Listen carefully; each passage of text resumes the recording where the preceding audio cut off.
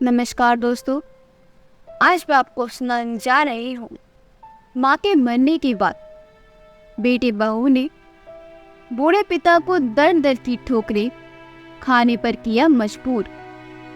अचानक बाप ने लिया एक ऐसा कठोर फैसला। प्रताप जी आज सुबह उठकर अपने दरवाजे पर बैठकर अपने बेटे के बाहर आने का इंतजार करते करते सोच रहे थे कि बेटा वैसे तो कभी अपने बूढ़े बाप का हालचाल पूछने नहीं आता। इस बूढ़े बाप को किसी चीज की जरूरत है कि नहीं, कभी नहीं पूछता। बहू से थोड़ा कुछ भी कहो तो वो राशन पानी लेकर चढ़ जाती है। प्रताप जी बार बार बेटे के कमरे की तरफ देख रहे थे कि आज बेटा ऑफिस के लिए निकले तो दो बातें करूं। जैसे ही प्रेम कमरे से निकला और बैठकर जूती मोजी पहनने लगा। बेटा प्रेम, क्या ऑफिस जा रहे हो? प्रेम ने कोई उत्तर नहीं दिया तो वह दोबारा हिचकिचाते हुए बोली, बेटा मुझे कुछ कहना था। अब कहते हुए अच्छा तो नहीं लग रहा कि एक बाप बेटे से फरमाइश करे, क्योंकि बच्चे पिता से फरमाइश करते हैं तो समझ में नहीं आ रहा मैं कैसे कहूँ। प्रेम चिढ़ते हुए बोला, पापा जूते मोजे पहनकर सोने तो जाऊंगा नहीं। मुझे आपकी तरह आराम कहाँ है कि दिन भर घर में बैठा रहूं और सबको सामने ही मिल जाए। देख तो रहे हो कि तैयार हो रहा हूं तो दफ्तर ही जाऊंगा ना, और मेरे बोलने से कौन सा आप रुकेंगे? जो कहना है साफ साफ कहो, मेरे पास इतना वक्त नहीं है। प्रताप जी डरकर बोले, बेटा अब कैसे कहूँ? तुम्हारी मां रहती तो मैं तुम्हें तकलीफ नहीं देता। वो मैं कह रहा था कि अगर तुम्हें वक्त मिले तो मेरे लिए 2 शर्ट ला देना, क्योंकि मेरी दोनों शर्ट के बटन टूट गए हैं। तुम्हारी माँ होती तो वो लगा देती, और शर्ट इतनी पुरानी भी हो गई है कि हर रोज वही पहनकर बाहर निकलता हूँ तो जान पहचान वाले टोकते हैं। तभी उधर प्रेम की पत्नी प्रिया आई और बोली, बाबूजी आप हर समय इसी ताक में रहते हैं कि यह जल्दी में हो तो कुछ फरमाइश कर दो, तब तो उसे पूरा करना ही पड़ेगा। और आप ऐसे कह रहे हैं जैसे माँ जी के जाने के बाद हम आपका ख्याल ही नहीं रखते। ऐसे तो आप शेर बने घूमते थे, पर अब क्या हो गया? अब क्यों बिल्ली बनकर बेटे से बात कर रहे हैं? और हाँ, मुझे माँ जी की तरह खाली मत समझना कि सारा दिन चूल्हा चौका करूं और फिर सबकी शर्ट के बटन लगाती फिरूं। प्रताप जी बोली, बहू सही कह रही। वह घर संभालती थी पर अपने चेहरे पर शिकन नहीं आने देती थी।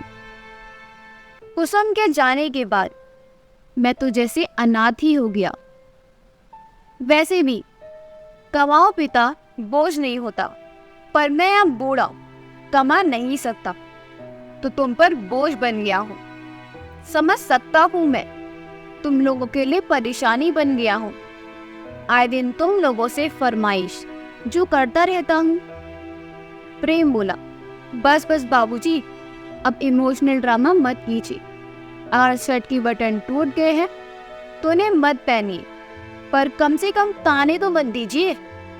याद है ना, बचपन में जब मैं नई शर्ट मांगता था तो कहती थी कि इसकी क्या जरूरत है, तुम्हें तुम्हारी माँ बटन लगा के दे देगी। तो अब आपकी भी समस्या का मेरे पास समाधान है। प्रताप जी हैरानी से बोले, क्या समाधान है बेटा? प्रेम प्रिया से बोला, प्रिया मेरे जितने पुराने शर्ट हो गए हैं जो अब ऑफिस पहनकर जाने लायक नहीं है। ऐसा करो, उसमें से 2 शर्ट निकाल कर बाबूजी को दे दो और मेरे लिए 2 शर्ट ऑनलाइन ऑर्डर कर देना। ठीक है बाबूजी, आपकी समस्या का समाधान हो गया। और पैसा कोई पेड़ पर नहीं लगता, इतना कहकर प्रेम ऑफिस चला गया। उसके जाते ही प्रिया बोली, बाबूजी, क्या माँ जी ने आपको कभी नहीं बताया? मुझे तो बात बात पर टोकती थी कि जाते में इंसान को टोकना नहीं चाहिए। आप तो ताक में बैठी रहती हैं। अगर मैं ना रहूं तो आप तो अपने बेटे को चैन की सांस भी नहीं लेने देंगे। इतना सुनाकर प्रिया वहां से चली गई। दोपहर में प्रताप जी फ्रिज से पानी की बोतल निकाल कर ले जा रहे थे तो प्रिया बोली, बाबूजी, कहाँ चले? वह पलट कर देखने लगे तो प्रिया बोली, पानी की बोतल तो निकाली, पर कभी बोतल भरकर भी रखी है। अब अगर शाम को कोई मेहमान आया तो मैं क्या करूंगी? मैं पानी लेने से मना नहीं कर रही हूँ, पर जितना पानी लेते हो उतना ही भरकर फ्रीज में रख दिया करो। प्रताप जी ने बिना कुछ कहे एक बोतल पानी भर फ्रिज में रख दिया और अपने कमरे में चली गई। शाम को अकेले उनका मन नहीं लगता। अभी पत्नी को गुजरे हुए सिर्फ 1 साल हुआ, पर जीवन बोझ जैसा लगने लगा।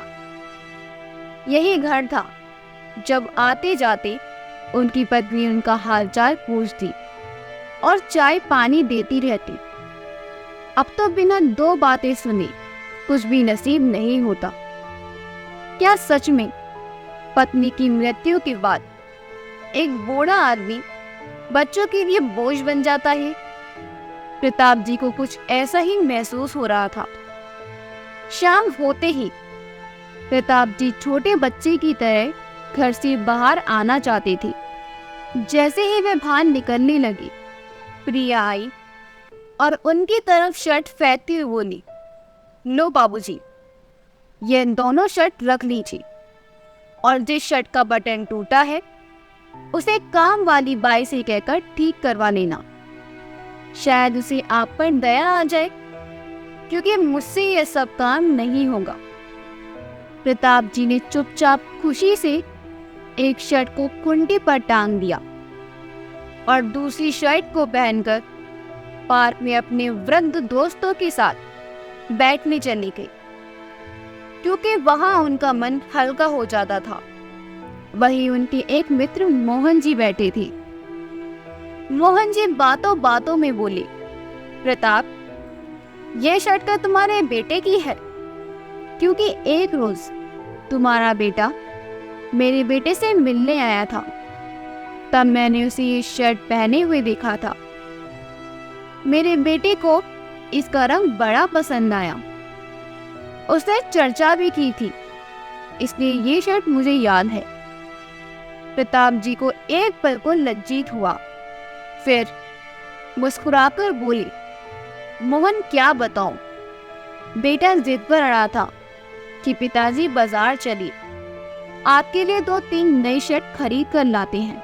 मैंने कहा, रोज दफ्तर जाते हो और 2-3 महीने में ही अपनी पहनी हुई शर्ट रिटायर कर देते हो, तो क्यों पैसा बर्बाद करने, और मुझे भी कहाँ जाना है, तो उनको मैं पहन लिया करूँगा। पहले तो मान ही नहीं रहा था, बड़ी मुश्किल से मनाया।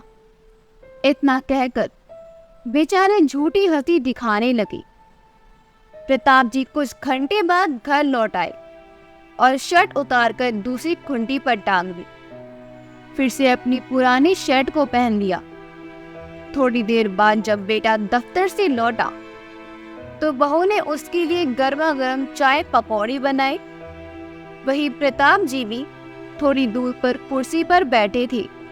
प्रिया ने चाय के साथ उन्हें सिर्फ 2 ब्रेड देते हुए कहा, बाबूजी, तेल और घी आपको हजम नहीं होंगे, इसलिए आपको पकौड़े नहीं दिए हैं। इतना कहकर वे पति के पास जाकर बैठ गई।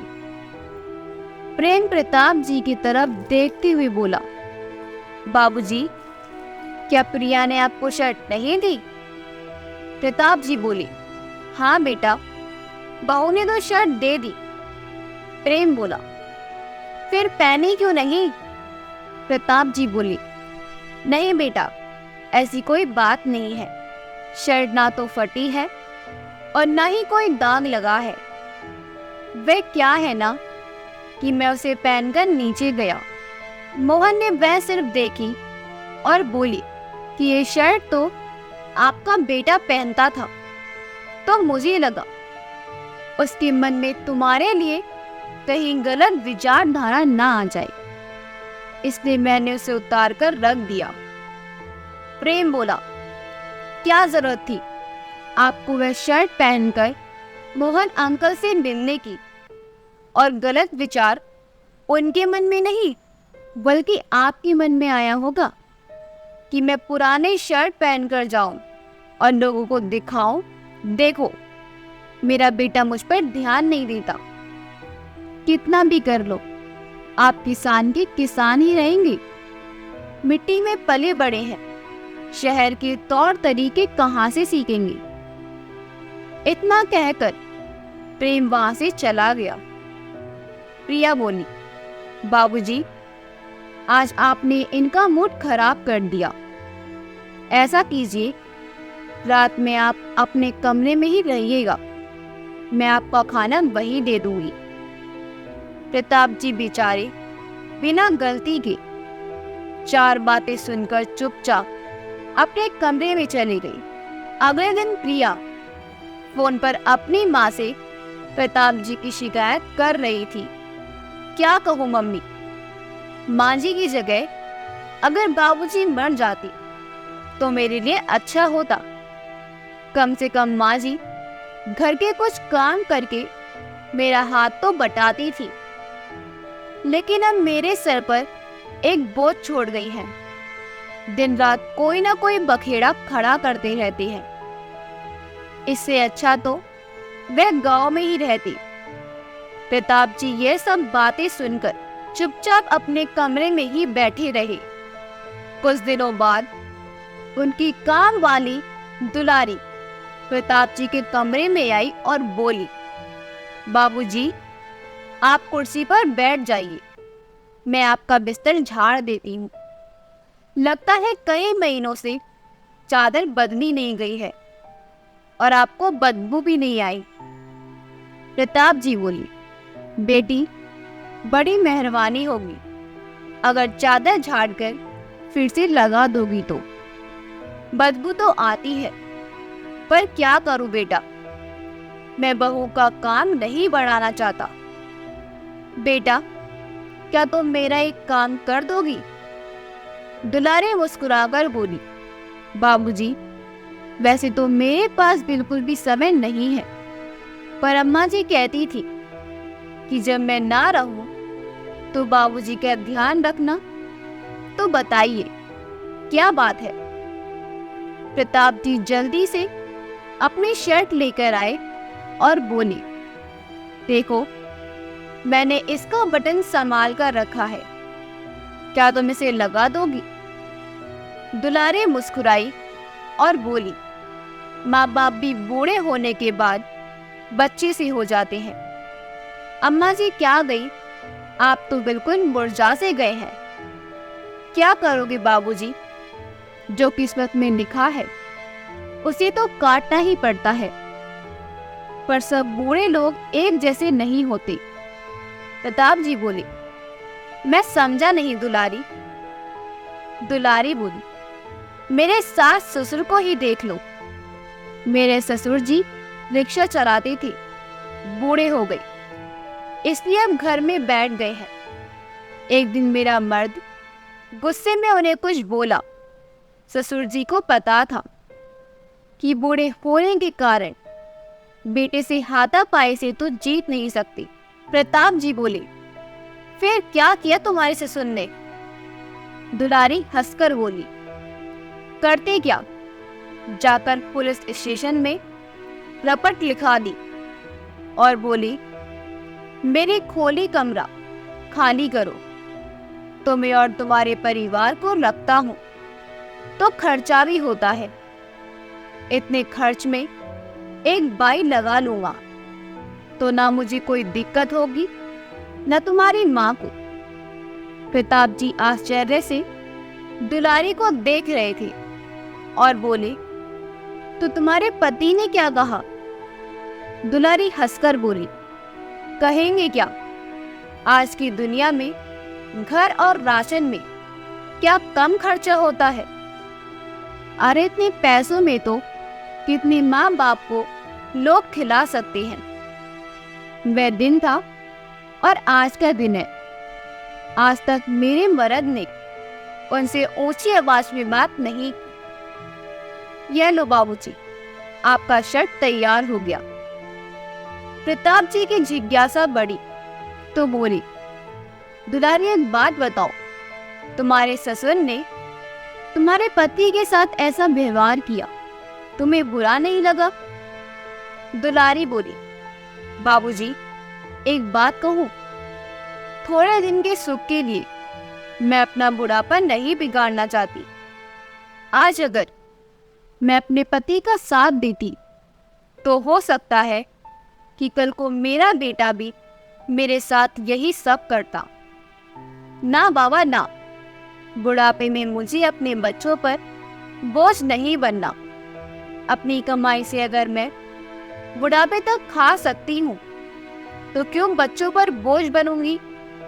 जो मेरा है वह जीते जी मेरा ही रहेगा और मेरे मरने के बाद ही अपना पैसा घर अपने बच्चों को दूंगी। इतना कहकर वह चली गई। दुलारी की बातों ने प्रताप जी को सोचने पर मजबूर कर दिया कि जब एक रिक्शा वाला रिटायर होकर अपने घर में इज्जत से रह सकता है तो मैं क्यों नहीं। मैं एक किसान था, भले ही आज मुझे पेंशन नहीं मिलती, पर यह घर और बाकी की संपत्ति तो मेरी ही है। 2-3 दिन विचार करने के बाद प्रताप जी बेटे से बोले, मुझे तुमसे कुछ बात करनी है। बहू बोली, क्या बात करनी है? फिर से कोई फरमाइश होगी? प्रेम बोला, बाबूजी पहले ही मुझ पर बहुत बोझ है, आप और मत बढ़ाइए।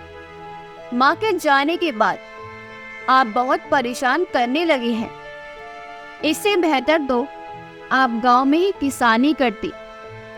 मैंने बहुत बड़ी गलती कर दी जो माँ के साथ आपको यहाँ ले आया। प्रताप जी बोले, हाँ बेटा, माँ बोझ क्यों लगती? तुम्हारे घर का काम जो करती थी। छोड़ो उन पुरानी बातों, मैं वापस गांव जाना चाहता हूँ। प्रिया खुश हो गई। प्रताप जी बोले, मैं अपना पुराना मकान ठीक करवाना चाहता हूँ, इसलिए सोच रहा हूँ इस घर को बेचकर गांव का मकान सही करवा लूं और फिर से किसानी शुरू कर दूं। प्रिया बोली, बाबूजी यह तो सरासर धोखा है, आप हमारे घर को कैसे बेच सकते हैं? प्रताप जी हंसकर बोली, धोखा और तुम्हारा घर? यह घर मैंने अपनी कुछ जमीन बेचकर और कुछ लोन लेकर अपने नाम पर लिया था, तो ये तुम्हारा कैसे हुआ? और रही बात धोखे की, तो रिश्तों में धोखाधड़ी तो मैंने सीखी ही नहीं, पर झेली जरूर है। प्रिया प्रेम को देखने लगी। वह बोली, बाबूजी आपको यह सब करके क्या मिलेगा और किसने आपके कान भरे हैं? वह बोले, मेरे कान किसी ने नहीं भरे, और बात कान खोलकर सुन लो, मैं किसी पर बोझ नहीं हूं। मैं भले ही नौकरी नहीं करता, पर एक किसान था, पसीने की कमाई खाता था और आगे भी खा सकता हूं। आज तो तुम नई शर्ट और टाई पहनकर जाते हो, कभी सोचा है उसी मिट्टी और पसीने की बदौलत ही यहाँ तक पहुंचे हो। और आज मुझे तुमसे 2 शर्ट की भी उम्मीद नहीं है, इसलिए मेरा फैसला अटल है।